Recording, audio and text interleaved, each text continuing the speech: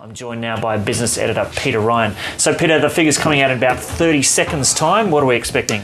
We're expecting the jobless rate, Joe, to rise to 5.1%. That's after last month it surprisingly fell to 4.9%. But after yesterday's GDP result for the quarter, who knows what we'll expect. So we'll be seeing that very shortly. Well, I'll let you take a look at the screen. But I've got to say that with the number of stories that we've had over the last couple of months in terms of job losses at different businesses, it really, we have felt it here in terms of the news cycle that things weren't looking particularly good. Peter, what is the story?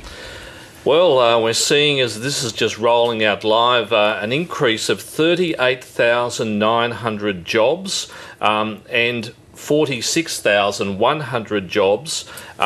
The unemployment rate up as predicted to 5.1%. So just going through that again, employment up 38,900 jobs, but full-time jobs up are rather surprising. Once again, 46,100 jobs. And the jobless rate, 5.1%, just up slightly. So we'll have to check the actual figures to see if there was a correction in last month's figures. So we're pretty much back to a jobless rate that we had much earlier in the year, which by world standards is a very impressive figure at the moment. But those additional jobs that have been added are quite surprising, because the poll of economists before this hit was for a reduction of 5,000. So the results that we're seeing at the moment are pretty much all over the place. Yeah. So can I just clarify that with the figures? How the figures you mentioned were jobs gained, more jobs on the market, but with the unemployment figure up from 4.9 to 5.1, does it say how many jobs were lost? Well, there may well be a correction from last month's figures that we're looking at here, but from what we've had here last month, you might recall that there were a lot of casual and part-time jobs that had been created last month. I think it was 15,000 jobs that had been created. Many of these may well have been converted to full-time jobs. Okay. We'll have to wait to see the breakdown. But just looking at these employment figures, they add very strongly to those the quarterly GDP figure that we saw yesterday, 1.3%, which is showing a surprisingly strong economy, particularly when you look at that annualised figure of 4.3%.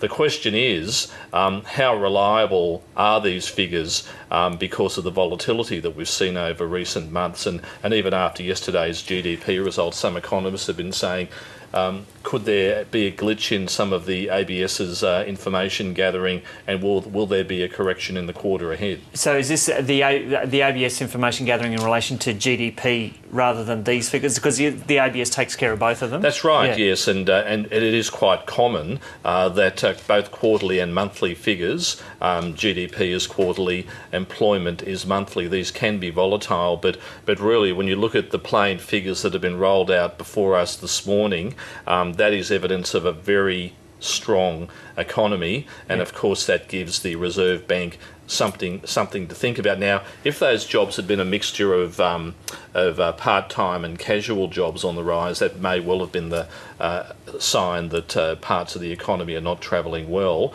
But with that increase in full-time jobs, 46,100, there's evidence out there that people are being hired, people are in work, and without preempting what the ABS has said, you would have to imagine that many of these are from the mining states. Right. So I'll bring up this point again because I'm finding it hard to comprehend, so just take me through it. If you've got the employment number, jobs increasing, how can there be an increase in the unemployment rate?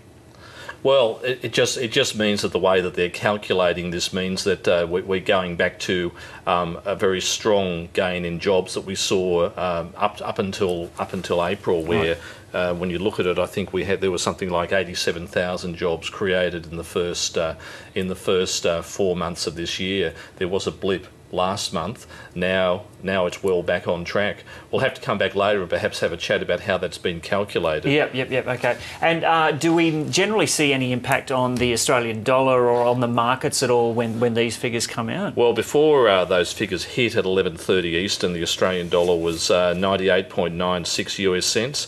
It's now up about 0.5%, 99.51 US cents. One thing that I think it is a really interesting point that you would raise is that we look at these very strong employment figures, but how do these match up with what people in the street are saying? You know, when you're talking to people about how the economy is travelling, it's not really adding up to the anecdotal evidence of a strong economy, which once again goes back to the patchwork nature of the economy. WA booming, but South Australia, Tasmania on the border of recession. So we also have to look at inflation, which I think you mentioned yesterday, that inflation is pretty much flatlining. How does low or no inflation growth go in with a big rise in construction and investment in resources in the West? There are a lot of questions that need to be explained out of this data, but on the face of that, the Australian economy is certainly in the sort of shape that other developed nations would love to have.